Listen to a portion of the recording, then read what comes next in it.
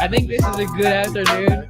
Oh, whoa, whoa. She's watching. You never know. Oh, everybody's in here today. The boys are Okay. How is everybody doing? It is the All Day Everyday Show with All Day AJ and Manny Ruffin, coming to you live from WeBet Media Twitch, WeBet Media Twitter, and our YouTube, the All Day Everyday Show. Just do us a big favor. If you guys are watching on Twitch, on WeBet Media's Twitch or WeBet Media's Twitter, head over to the YouTube. Just drop us a like and a comment. It really helps us with the exposure. It really helps us with our engagement on YouTube. That's one of our main platforms that we're trying to grow. So that would really be beneficial to us if you're trying to help us out. But in today's show, hopefully you guys are doing well on this Thursday early afternoon, whether it be at work, whether it be a remote lunch, whatever you guys are doing. Hope everything's well on your end. Today, we're going to be talking about Baker Mayfield heading over to Carolina. The Browns have dished him over, and now we are playing the waiting game in Cleveland for what's going to happen with Deshaun Watson. We also had a great weekend in the UFC. UFC 276 kicked off and found out that Adesanya just wanted to play like Floyd Mayweather. Tap, tap, tap. Let me get to the judges, and I'll keep my belt. And then finally, Miles Bridges is arguably not going to play another NBA game ever again after these domestic assault allegations and the stuff that I believe that's his wife. I don't know if that's his girlfriend, but what the things that she had put out on her Instagram is just horrific. So we're going to get into all those conversations. I will start out by saying that I don't think he should be playing another game ever again, but that's just me. That's just me. But okay, let's go into Cleveland Browns dishing Baker Mayfield to the Carolina Panthers for a 2024 conditional NFL draft pick. Let's talk a little bit about what this means. Just the details. The quick details here are that they traded him to the Panthers, and they'll receive a 4th or a 5th round pick in 2024. This also depends on if Mayfield's playing time in Carolina exceeds 70% of the snaps. Yep. So, for instance, if Baker plays 70% of the snaps, the pick will go to a 4th round pick instead of a 5th round pick. But again, the crazy stat that we have to take note of is now the Carolina Panthers have 2 top 5 draft picks from 2018. That's Baker Mayfield, the number 1 pick, and fucking Sam Darnold, the number 3 pick. And then obviously, let's not forget who they drafted. The homie. Mr. Corral was drafted. So they have 3 very young quarterbacks, and 2 of them were drafted in the same class as 2 top 5 picks. It's going to be a hell of a QB competition over there, man. I don't know. Like, that's why I kind of agree with how they did it with Baker has to play 70% of the snaps, because I don't know if he's ever going to play 70% of the snaps. If he starts shit in the bed, you still have, again, I know it's Sam Darnold. He ran most of the offense last year, but also he's still a number 3 pick in 2018 too. His poor future is murky as ever. And I was on this show last year giving that man so much praise, but low key, I don't think that shit's fair to him, bro. And you know, I'm a Sam Darnold guy, but my personal opinion, Baker Mayfield is a better Sam Darnold. He's everything they want Sam Darnold to be, and probably a little bit more if you want to. I mean, we got to get over the fact that Baker Mayfield had a labrum injury last year. Throwing arm or not, that's just going to throw you off. I think this is great, though, for young Matt Corral. Going into a QB competition where he's now, honestly, when it was him versus Sam Darnold at the start, I think he thinks he's going to win that job based off what Sam Darnold has done. Now they have Baker in there. He's probably a little more discouraged, but like this is great for him. You get to see this firsthand. Probably one of the better, more competitive QB competitions that will be in this league this year. I think forget Carolina, forget Baker Mayfield, forget Sam Darnold. I think Matt Corral benefits the most out of this. And to be honest, even though it might make him take a year off or whatnot, weird comments though from Robbie Anderson. Remember, if you don't remember, he said that stuff about Baker when they asked about it. I think he commented on an IG post and he was like, he's trash. And people were trying to make a big deal about it. And he posted a Twitter clip saying, like, I'm trying to paint my own narrative. Like, don't do this, say this for me when I'm not. I don't understand what people don't get about that, though. Like, Baker was not his quarterback 8 months ago. Of course he's going to have Sam Darnold's back, regardless of how Sam Darnold played. I think that's ridiculous. And it shows kind of how much of a ride or die guy Robbie Anderson is. I think if I was Baker Mayfield, I don't know how you would feel, but going into a locker room where guys ride for a Sam Darnold like that, I would be like, okay, I just want to prove myself here because these guys are going to have my back. If I just play okay, if I play below average, these guys are going to have my back like this in the press. Like, I would love that. Still think Carolina's going to be a mediocre team. I mean, they've given us Hassan Reddick. You know what I mean? It's going to hurt the defense a little bit. They're still going to be a decent team. I still like what they have. I remember when they were 3-0 last year, we were talking about like those undefeated teams that were a shocker. And I was saying, I think Carolina's that best team there. I think they still have potential. And if they can get what we saw out of Baker Mayfield that year he led the Cleveland to the playoffs, I think they'll be just fine, especially in the NFC South. I mean, who's scaring you over there? You know what I mean? Falcons aren't scaring me. The Saints, hopefully James has a good year, but they're not scaring me. I think that division's still up for grabs. And if they get what they want to get out of Baker Mayfield, or if it may rise the level of play of Sam Darnold, I think they're right there in the mix. I had Devin Law left a comment on the thing. He was like 4-6. Yeah, 4-6 win team. I was like, he's violating. You know what I mean? He's violating. I think that could be a 7-8-9 win team, competitive team, maybe a fringe wild card team. But it's gonna be interesting down in Carolina. I kind of fuck with what they got going on. To be honest, I'm a huge Matt Rule guy. We don't got to. I mean, Temple tough. We don't got to talk too much about that. I completely believe in what he's doing down there, and I'm interested to see. Like, I wonder how you would feel though walking to that situation as Baker Mayfield. Like, Well, are you uneasy? Are you like, is your confidence shot? Like, what do you think Baker feels right now? I'm still not over the fact that there's a potential that we're going to see one of the 2 top 5 picks in 2018 be number 3 on the depth chart in the quarterback position. And then you have, like right now you have 2 2018 top 5 picks and then a 3rd round pick in the 2022 NFL draft. One of those guys is going to be a 3. One of those guys is going to be a 2. And obviously one of those guys is going to be 1. I just don't understand what the point of this is. And then to go back on this article on ESPN from Jake Trotter, he did also write in this article that Carolina has no intentions of getting rid of Sam Darnold. That's just so crazy to me. What the hell was the point in getting Baker? I mean, they got it for nothing. No, damn near nothing. 100%. So like, I guess at that point you just say, what? Like, I guess fuck it. Like, see what happens. Yeah, like 100%. And I'm not going to say Sam Darnold's a guy, but I think in a perfect world for them, since he's already been there, he's comfortable with the OC, the head coach. They kind of hope that Baker can maybe let a fire under his ass, or Baker can take that position, the starting role for the first couple weeks or so. And it's like, hey, like Sam Darnold's right here. Like, don't forget about him. Kind of like a Nicky Foles situation. Like, okay. Or like a Trey Lance, Jimmy G situation. Like, this guy's here. We like this guy. But I mean, listen, bro, you're 1 or 2 focus away. We have another quarterback that knows this system like the back of his hand right here. I think this is beneficial for all 3 parties involved. And honestly, like, if you look at Carolina, like, yes, like 4-win to a 6-win team, but they're just not going to blow you away. So if there's any team that can afford to have a fiasco like this and kind of needs it, it's Carolina. But also what everyone should be rooting for is that in this offseason and training camp and the preseason leading up to week 1, everyone should be rooting for Baker to get the starting job. Yes. Only because week 1, the Cleveland Browns visit Carolina. So this could be a damn near, revenge, redemption type thing that I think most people would say is a lot of bad blood for Baker, that he gets to just dish right back out to Carolina in week 1. To Cleveland in week 1. We could catch Carolina as a little 4.5, 5-point dog there. I would predict. I kind of would like them. I also like it better because they just need they're coming to Carolina 100%, and they just need a game manager. They don't need you to be great, Baker. They don't need you to be great, Sam Darnold. They just need that defense. Yes, they lost some people. That defense is still good, in my opinion. Still very good, in my opinion. They're still very capable defense, and Matt Rule's a defensive-minded coach. They need a game manager. Just manage the game. Can everyone just take a second? I know I talked about Jimmy G and all the porn stars. Can we just look at Jimmy G's year last year? Can we just emulate that? Somebody. We don't need much. That's what I think. At some points, Sam Darnold starts to make a couple throws and he thinks he's Tom Brady again. Like, I just can't manage the damn game, bro. Manage the damn game. And I think Carolina could be a 10-win team personally with that defense. But it's going to be interesting to see. Nice race. I think, like I said, I think it benefits all parties involved. I think this is a win-win-win situation for Carolina, and I'm real interested to see how that plays out. Here's a stat that I want to read as well. The new Panthers teammates, like we're talking about Baker Mayfield and Sam Darnold, they've thrown the first and second most interceptions in the NFL, respectively, since they entered the league in the 2018 season.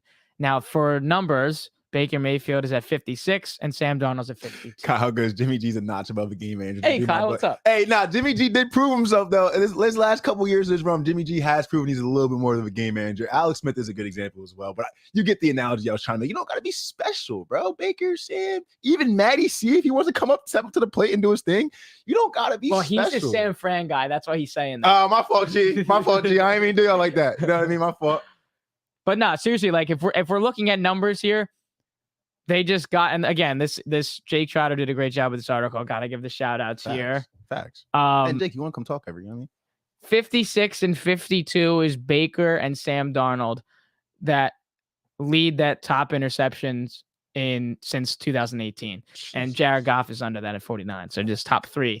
Jesus. But everyone wants to say there's other guys. So listen to this. So just there's 5 guys on this list for interceptions since 2018. Baker at 56, Sam Darnold at 52, Jared Goff at 49, Jameis Winston at 47, and Josh Allen at 46.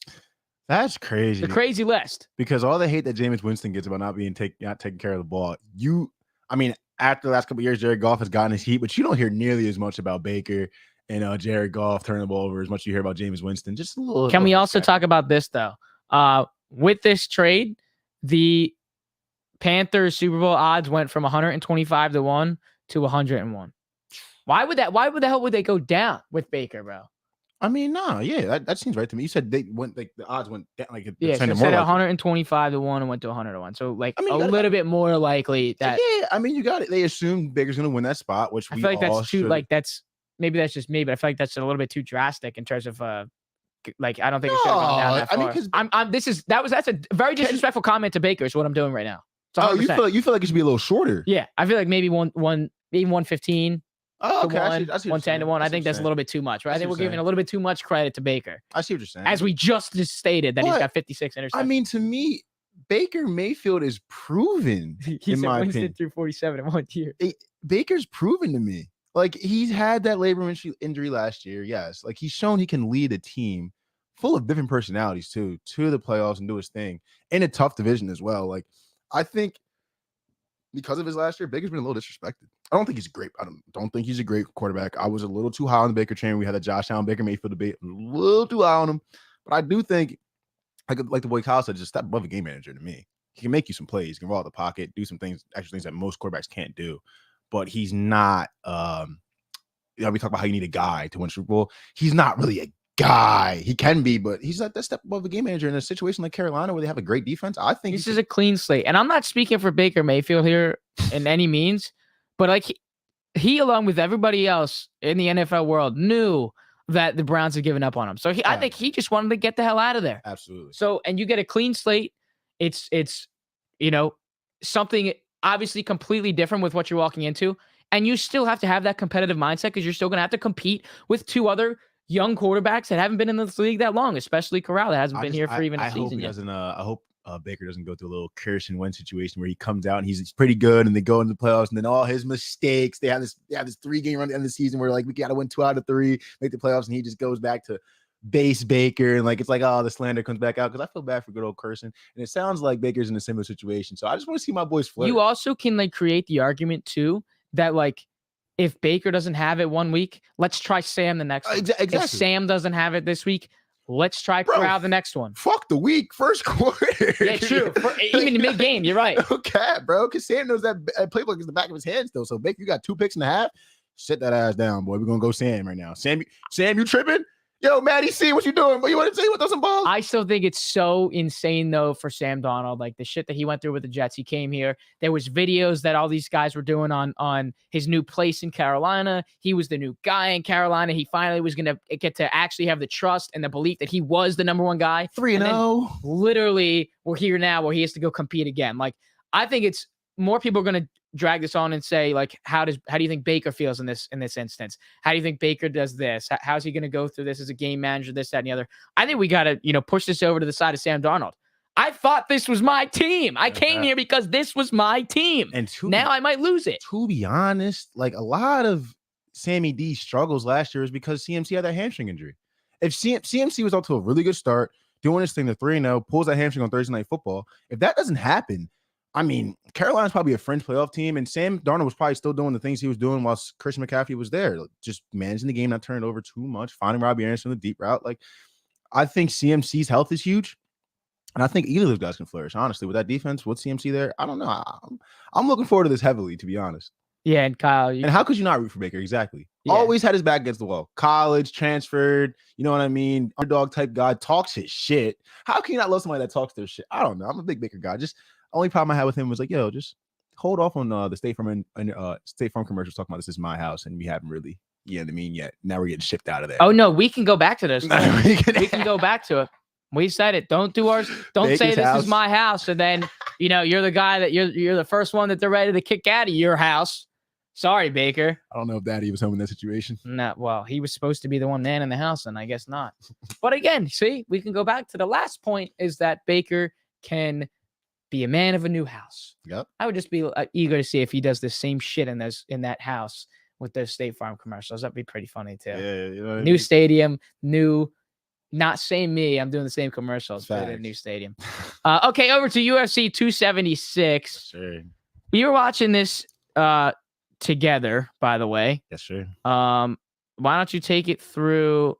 Do the Strickland one first, because you were more shocked on that one. Yeah, I mean, because I'm a huge Sean Strickland guy. There was a fight night he did. He was the main event, I want to say 3 months ago, and knocked Bull out. I forget who he was fighting, but after he goes in the interview afterwards and he's like letting off F-bombs, saying shit, like just being who Sean Strickland is, not giving a fuck. Obviously, like people know that his political stance isn't obviously generally accepted in the public, but I'm not one of those people that really generally care. But honestly, like from a straight technical standpoint, Sean, you're fighting the best kickboxer in your division. You know what I mean? I don't know if that sit in the middle of the ring, hands slightly down, brawl with you was the best plan of action. I actually saw a DM. I forget who sent it to him, but they were trying to warn him about that front hammer fist that he throws, and that's kind of what he caught him on. I think he went in there like a little less of a plan, a little too cocky, one just getting there and sit in the middle and throw blows. Sean Strickland does, but I mean, at the top level, UFC main event type shit, that's not necessary. That's gonna get people on your side. I mean, we can see a Gaethje kind of does it a little bit. Max Holloway's done it a little bit, but there's a little bit more of a technical side to it. You know what I mean? I think that's where he got caught up. But I also have a theory that the UFC doesn't want to see Sean Strickland win fights on the main stage because of his political stance. But that was also first round too. Yeah, real quick. Yeah, we were just going to go to that one there, Kyle. The eye poke from O'Malley. I mean, I had the boost on FanDuel, which was O'Malley to, I believe it was O'Malley to knock him out. It was, I think, +1. They boosted to +140 or +160. It was a boost. Oh, I love that. That was one, like, and a lot of people like to question like why you do boost, because like they're just using that as bait to get you to do it, knowing that the books know something that it's going to lose. They voided it anyway. They gave you the money back. But like that one, out of all the boosts that were on there, and we'll get into the other ones, but at all the boosts that were on there, that was the one that was like Sean O'Malley was going to kill him. Yeah. Regardless. Oh my God. Yeah. So it was not an eye poke. It was unintentional. The fact that it was ruled unintentional is so much better, because I feel like this outcome could have been ruled a lot differently if this was an intentional eye poke, obviously, because it's then we're just going to give the fight over. But it was not an eye poke. I would have liked to see Sean to go finish it out. And the fact that it was early in this fight too. Right, in fights like that too. Come on, man. Did you see after the fight, Triple C in his interview was talking shit to Sean? Sean's like, bro, what the fuck? Like, all right, if we want to go hypotheticals, I think Triple C's winning that fight right now. Just because, you know what I mean? It's Triple C. Like, let's not forget who he is. But I just think it's funny how like the guy retires. First of all, he retires prematurely, and then he's sitting there going to interviews after, like, oh, you still can't beat me or some shit like that, bro. Shut the fuck up. I saw a tweet on it, and it was like, this reminds me of an episode of The Office, just how the camera keeps, bro. It was literally like I thought it was like I'm watching Monday Night Raw or something, bro. There's a fight backstage. I'm like, this is kind of tough for UFC, but yo, Triple C, chill out. Yeah, he needed a way out, and that's what a lot of fans were saying, like diehard UFC fans, and I'm not the biggest diehard UFC fan, but a lot of people and a lot of, all throughout Twitter and social media, a lot of those guys were saying, Sean was going to win this fight regardless. He kind of needed a way out. And you could see how visibly upset O'Malley was walking out of that octagon and knowing that it was going to be nothing was going to happen. And also, like, if you have the fight of the night, you still get paid more. Mm-hmm. It's like $20K or maybe $50K. It's not too much, but like he's always a guy that's in that running for that fight of the night 100%. Where like he can get the money there. So he knew, like, not only am I losing money on this, but more credibility, this, that, and the other, what happens to be next. Obviously, like, it's not too much of a drastic change from where he goes from here. But like, you know how these things work. It's another 6-7 months till we see him again, right? So I think it's kind of, he was realizing that too. Yeah, I have a long half a year to see when I'm going to fight next. Unless he's like, I didn't fight that long in that fight. It was a little no contest. Let's see if I can do it on short notice. Yeah. And then let's do the Holloway one. That was the Holloway boost. This boost was +220. Max Holloway to win by knockout. I know the value was there. The value was there. Had to do it. Probably knew that was not going to happen. But Holloway's a dude that, like, even when he looks like he's getting murdered, which he was, which he was almost every fight, he can still find a way to get it done. Yep. But sadly, number one pound for pound. I'm about to say, Volk just proved why he's the best fighter in the world. He was tearing his ass up. That one cut that Holloway had was disgusting. Like, and we're both Holloway guys. Sammy too. He's a Holloway guy. Big Holloway guy. And that was kind of the one, like the trilogy. We obviously know about the trilogy. Max Holloway was number one pound for pound when Volk beat him the first time. I obviously beat him again, and people were still disrespecting Volk like he wasn't the best fighter in the world. I was, to be honest. I'm still had Adesanya as my guy, which we'll talk about how wrong I was in that sense. But shout out to Volk for just being that steady horse, not caring what people got to say. I'm gonna go in here and just completely dominate everybody I fight. Like, it's not even really close. I don't think that fight was close whatsoever. Well, so by unanimous decision, judges ruled it 50-45, 50-45, 50-45. Come on. So right on your point there. And this just goes to show, if you guys were to look up the rankings for pound, your boy's there number one. And, like, that's not a coincidence. It is. It's him, and then Usman, and then Adesanya. That's 1, 2, and 3. Wow. I can get with that. Usman over Adesanya, I can definitely get with. And I might as well get on Adesanya's ass right now. Should get on his ass. I'm not even on Adesanya's ass for real. Because you're gonna fight how you're gonna fight. Let's not compare the guy to Anderson Silva. You know, someone who, like, defended how many title fights in a row and, like, knocked him out or got TKO how many times in a row, was in the middle of the ring talking his shit, putting his hands down, smiling like putting his tongue out. Let's not compare that guy to Anderson Silva, guys. And we have like a need to do that with everybody. Like, no. You can tell, because at the point, comparing Anderson Silva to John Jones is a little disrespectful. It's not really going to compare Izzy to Anderson Silva. It's not. They're not in the same. Izzy's a great fighter. Does his thing. But as far as, I mean, I could even say talent. And as far as showmanship and just being like a draw, he's nowhere close to Anderson Silva in my opinion. I could be disrespectful right now, but I don't think it's anywhere close in my opinion. I don't think we're seeing. I'm just saying, as a viewer watching this, he didn't look that strong. He was dipping out of punches. He was moving back and further. He was running around a little bit more than we've seen. You knew he was there to defend the title, and he was going to find a way to keep it. Right, but, like, we do have to put some of the onus on his opponents as well. Like, you got to go. I mean, either you got to go to a different division and fight someone else, bro. You mean got to go up or go down, or we got to get some more better contenders coming in here because they're almost scared of Izzy. They know what he can do. Everyone knows what he can do. And you can tell that these guys kind of fight him a little tentatively. Like, obviously that's what you got to do. But I think, yes, I'm on Izzy's ass a little bit. That's how he fights. But, like, yo, put some pressure on the fucker. Make him throw back. You catch him a couple times. Like, I don't think these guys are really pressing Izzy as much as he needs to be pressed, in my opinion. Even the times that he was falling back, like, they kind of just, I mean, fatigue factor comes in as well. But, like, to the same token, like, if you got him on your heels, and, like, just go get him. And, like, I don't know. I think that was one of the more disappointing fights that I've seen from Adesanya. And if you look on social media, you just hashtag on Twitter, UFC 276. You're going to see a lot of people that are saying the same damn thing, where this main card was fucking trash. Like, obviously, it's not fair to say that when O'Malley had the unintentional amazing on paper, whatever. But on paper, this looks like a great card. And we're not disrespecting the Max Holloway fight at all. Right. This is just and Sean Strickland, and that knockout was nuts. Yeah. We were blown away at that. Yeah. But, like, this Adesanya fight kind of ruined it a little bit. I don't think anybody was expecting to do this. Prance around, dance around, get a couple taps here, get the points on the card, and then I'm going to keep the belt and move on. Compare that to Usman and Colby. Like, okay, Colby got caught, but Colby's pressing the shit out of Usman. Colby thinks he can knock Usman the fuck out. Like, who's coming in this? Plenty of times in that where we were going to see knockouts. 100%. Like, who's coming in this ring with Izzy thinking, I'm going to knock him the fuck out? Like, and regardless, if you don't, bro, you could get a fight of the night. This could be better for your press, all that. Like, I feel like these guys just aren't pressing him enough. And Izzy's going to play that game to where he doesn't want to lose his fucking belt, bro. I'm not going to risk it myself. I feel him. I mean, not everyone can be Anderson Silva, like I said. So it's a little bit of a two-sided coin. Bro, that Rose fight, nothing is worse. Remember we were texting? Yes, bro. Oh, my fucking God. That was one of the, I was so disappointed because I'm hyping up Thug Rose. I'm like, nah, y'all got to watch my shorty, Thug Rose, and that shit was horrendous. Yeah, that was horrendous. But, yeah, like, we're glad that you're in agreement on that. This card didn't live up to it. And obviously, like Manny said, on paper, it looked like it was going to be great, but obviously it wasn't.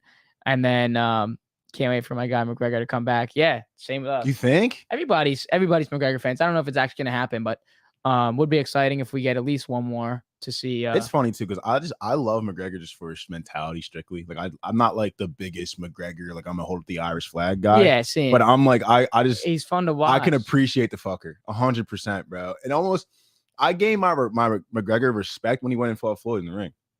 Gained all my respect for him and held his own. Obviously, Floyd wasn't really trying to put him down, but like he wasn't there, held his own. He was throwing his jabs, bro. Like when we were still in high school, like 6 years ago, bro. Mm-hmm. We were rallying the boys together just to watch a McGregor fight. That's the him and Diaz battles, bro. Stop. The Mendez one, bro. Yep. The Eddie Alvarez one, like just the stuff that he's done for the sport. But again, a disappointing card, at least main event. That obviously didn't affect too much of what the actual main card was. But still a good weekend for it. And when you're able to watch it, a main card that they're pretty expensive to buy. So when you're able to watch something, wink, wink, then the finesse. Everyone needs a little finesse. Yo, Kyle, what you hitting today, by the way, in the gym? Because I saw your quad focus leg day video you posted. That shit was first of all, I don't know if you edit those videos or someone else does, but those are fire edits. And the camera he's got too is pretty fire too. I saw the first time I went to your page and you followed, I saw you squatting 405 with the 25-pound weights under your feet. And I'm just like, dude, this guy's on a different level. I can barely do that with 225, 255. This guy's doing it with 405. You're a different beast, bro. Okay, while he checks in and types that in, we will head over to Miles Bridges, the conversation of the afternoon. This did happen last week. But I can confidently say, as my personal opinion on this argument here, is that I don't want to see Miles Bridges play another NBA game ever again. At least the things that have come out on what has actually happened, the injuries that she has sustained, have just been too horrific to look past. And I think when we get into these high end debates on domestic violence, I guess even you could put the drugs in this one too, on if these guys get to play again. We see this in the NFL all the time. Let's go, for example, I'll do another one. How about Odubel Herrera on the Philadelphia Phillies? What happened when he hit his girlfriend and he came back literally a year? Wow, he got a year suspension after breaking her face. Really? So I don't know how these guys are able to find this like leeway of being able to play their sport again and continue to make that crazy amount of money after they're able to just like slither through the law. But I don't want to see this guy play again. And he's a great talent. He's fun to watch. And it's sad that these guys have so much potential. They get all this social status and all this money, and then you still go out and do that. Like, bro, you have it all. You have it all. And then something like this happens. I'm curious to hear your thoughts on it, but he went on, it was last Wednesday, $130K bail. He turned himself in Los Angeles. He's 24 years old. He's a year older than us, which is crazy. So, but it's things not to look past. And especially, and your standpoint on it is, what the hell is happening to the Charlotte Hornets team? Yeah. And what the hell does Michael Jordan need to go down and talk to these guys and say to actually figure out, let's turn this stuff around, because I'm the guy that's behind the team. Exactly. Nah, it's crazy though. I'm kind of calling the other side where, like, I mean, I'm a huge Miles Bridges fan. Like, I was big on him coming in this year. I thought I was heavy on the Most Improved Player campaign. I'm not sure if a lot of you guys know about his music. RTBMB, bangers. Listen to Gorgeous if you have a chance. Absolute banger. He has bars, by the way. But it's like it offers a weird argument, right? Because kind of my stand, you brought up Odubel Herrera.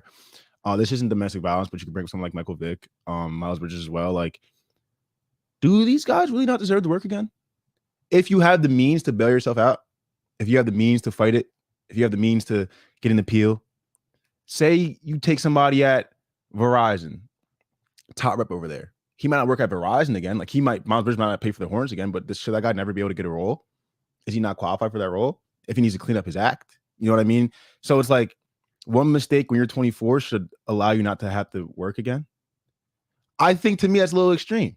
I understand people, like, it's a horrible fucking thing, bro. Horrible. Let me just read what Michelle Johnson took to Instagram and said what she was recovering from. This was her quote on Instagram: a fractured nose, wrist, torn eardrum, and torn muscles in her neck from being choked until I went to sleep, and a severe concussion. I mean, somebody like. So you should never be able to feed your family again? You know what I mean? Because that's like the serious questions that come to. Because I know these guys are fucking pros and we hold them up to this higher standard and this and that. But if you want to talk about the people that come from the NBA, bro, let's take a tally about where these guys come from, their environments, who they are as people. Listen to Miles Bridges' music. You know what I mean? Find out who. But there's also find out who he is. Then do the music then. No, 100%. That you find out these guys are already a little shady of people. But my thing is, does that mean they should never be able to get paid again? She uploaded a video of her son saying, "Yeah, that shit was horrible. Daddy choked mommy." Horrible, bro. Horrible. My thing is though, like, and it's kind of with the Deshaun Watson case. The league's gonna let the law do what the law does. Yeah, the league says. And this is my standpoint. This is not me saying what they should do. This is me saying how it goes down and why my stance on Miles Bridges is this way. Same with Deshaun Watson. The league's gonna let the law do what the law does. So if he can get an appeal, pay his bail, fight his case, whatever, these execs don't give a fuck. Can Miles Bridges play basketball? Right. And I can get Miles Bridges at a discount now. He's not a max player anymore because of his case. Because no matter what you want to say about it, he could play in the league again, but he's not going to make nowhere near the amount of money he would be able to make for the next 3 to 4 years. Being completely honest, his shit's getting cut at least in half, just for the trust factor. But I mean, I think about it like, does the VP of sales, and even on that, because he could be on the side of I'll just play for whatever I can get. I just want he just wants to play. You know what I mean? And someone will sign. These execs don't really. There's blood money out here. They don't give a fuck, bro. It's the truth, bro. But my thing is like, okay, does the VP of sales at Verizon deserve to never work again? If he can afford to fight his case, his pockets are gonna get hurt. I mean, he had $180K just to get bailed out. He still has to fight the case. Does this guy not deserve to feed his family ever again? And that's a question that I have a lot. Being completely vulnerable with you guys, that's a question I have a lot of trouble answering. You know what I mean? I can't. If you're not going to sit in jail, if the punishment, obviously, let's be honest, do we think the league should get more involved with this shit? Yeah, of course. But we know what the business is, and it's going to be a business at the end of the day. But it's something to think about. Like, do these guys, after one horrendous mistake, if you can fight it, do you deserve to never be able to feed your family, never get paid again? I struggle with that. I struggle being able to just say, yeah, no, get this guy the fuck out for the rest of it. I can't, as me, who I am, you know me, I'm big on second chances, big on clean slate policy, big on whatever, you know what I mean? Does this guy not deserve to ever feed his family again? And that's just a question I personally struggle. I can't straight up be like, no, I just can't do it. Knowing people, knowing the shit I've done in my life, the fuck ups I've done, what I've done to some people in my life, like I think, is it a process where he can play this year? I think that's a little extreme. You know what I mean? Next year, maybe even a little. Well, at least what the Hornets to never said. see this guy play for a check again would, to me, be a little extreme. So at least this article from Newsweek says that both Johnson and Bridges started dating in around 2016. The Hornets also released a statement that said that they're aware of the situation. They're in the process of gathering additional information. They have no further comment, clearly, because, like, to your point, they're going to let the law do it and then kind of figure out where they go.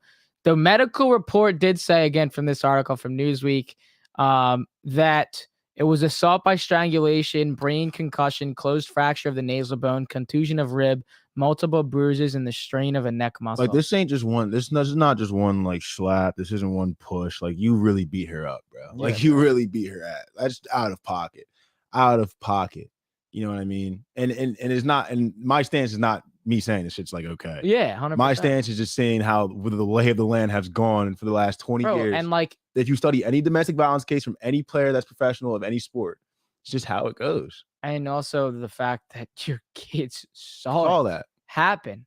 I mean, that kid's life's never gonna be the same. No, ever gonna be the same. And I understand people's stand. Like, it's embarrassing. Like, imagine how embarrassing it would be for that girl to see Miles Bridges get like an MVP or something, and like be heralded and be like get celebrated and have a parade, or even just in general for her right now. Like, that's still embarrassing. No, 100%. Your kids saw that. Now, like, your name is all over the news, and this is obviously like the topics that we don't like discussing, but it's like something that we want to get our standpoints down on, because, you know, we've seen this happen in professional sports time and time again. A little too much, to be honest, bro. And it's way too much. It goes back to that. I'd call it a professional leeway of 100%. how you get through these things. I mean, if this is a regular dude that is 24 years old, that is not in the NBA, he might not even see the light of day again. Right, because he can't afford to fight it. Right. That's like the big thing too. These guys can like afford to be able to, like, yeah, throw the book at me, bro. We'll go to court for 2 years. It's not really hurting me. We saw Ben Simmons sit out for a whole year, take fucking $19 million in fines. Like that's what, like if we're being honest, that's what's going through these guys' heads. Like I just gotta fight this, get my appeals, and then someone's gonna sign me for a fucking minimum. Like it's drawing. I'm not saying it's right, but that's how this shit works. And like, if you were to ask me what I think is gonna happen with this Miles Bridges situation, I would say something similar to that. Maybe a year or two, maybe 3 maximum. Yeah, and here's the other thing. Like, I'd be surprised if we never see Miles Bridges play again. Well, we go back to the age debate as well. Any executive that, and this goes back to your point, any executive that sees that there's a possibility that he could be back, if he's back before he reaches 30, I'll sign him for a 2-year deal. Come on, $1 million a year? That's the whole Cleveland Browns with Deshaun Watson situation. It's like, okay, guys, I understand you think it's disgusting and heinous and this and that and the third, but this motherfucker has to feed his family too. And his family gets fed out how many games they win and how many tickets they sell. And who's going to help me win more games and more tickets? Deshaun Watson. Also true. Is it morally correct? No. But how much do you do every day that's morally correct, motherfucker? You know what I mean? And that's where I come from. That's just where I come from. That's where I come from. You know what I mean? Yeah, we didn't want to say too much on it just because it's a tough topic of discussion. But prayers off. I don't know her name, but prayers off for her, bro. Like that's Michelle and the kid, bro. That poor child. Like just and the way he was talking on the phone was like it was normal. Like that probably wasn't the first time that should happen. Well, like you know what I mean. I almost think that it's a little bit better that he saw it when he was such a kid because maybe he just didn't know anything. Doesn't understand the magnitude. He doesn't understand what the hell it is. So obviously when he grows up though, he'll know how bad that is, and we'll see how things play out. And again, he's a 24-year-old kid, so people are gonna, argue that he's still young, he's this and that and the other, and well, then go look at the injury report. We all know what we're doing at this age. Again, I'm 20. All right, we're doing a fucking podcast. So. Yeah, I know what I'm doing at this age. No matter how many drinks in, no matter how many whatever the little lean cups he had, I know what I'm doing. That's heinous and it's crazy, but it's the world we live in these days, man. Yep. I'm also business, and you see in this capitalistic economy, business will always trump all, bro. Yep. I'm eager to see where this goes, how long this takes. Obviously, we look back at the Henry Ruggs situation. That's nowhere near done as well. So we'll see in these coming months actually how long this is going to take. And obviously when Summer League just started, so we're going to see some more and more discussion as the offseason moves on with more and more moves. But again, this goes back to the last kind of things we'll say here is, when's Michael Jordan going to step in on this team? Yeah, MJ's got to be doing, guys? Bro, poor MJ, bro. He's got this shit with Bridges. He's got LaMelo Ball smoking a backwood on Instagram. He's got PJ Washington and his little fiasco with his baby moms. Like poor MJ just wants to just be a owner, be a normal owner. That picture, remember the little gift they had of it was MJ watching the game. He looked disgusting. He walked out. That's probably just him every time he gets one of these gets a phone call. Oh yeah, Miles Bridges did it. Yeah, like what? LaMelo Ball was on Instagram was smoking. Oh my god! I wasn't trying to do work on the legal side of things for these guys, man. I was just trying to manage the team. No, I want to make the moves, the correct moves to make this team better. Poor MJ, man. Poor MJ.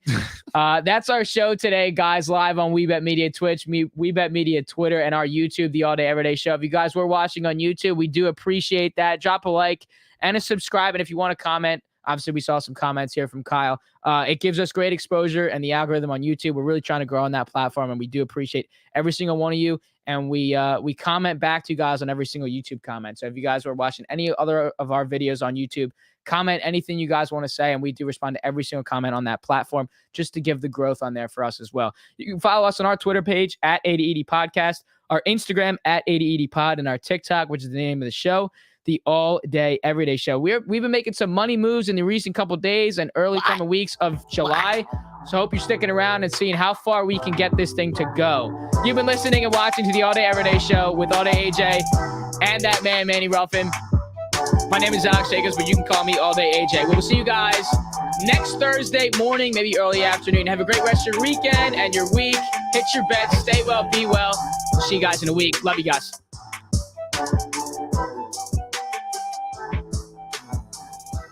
favorite thing to do in life.